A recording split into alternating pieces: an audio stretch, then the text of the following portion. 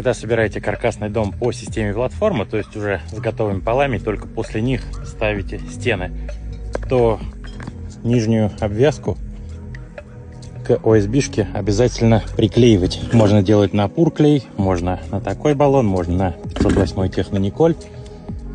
Смысл в том, что даже доска камерной сушки, возможно, может дать до усушку.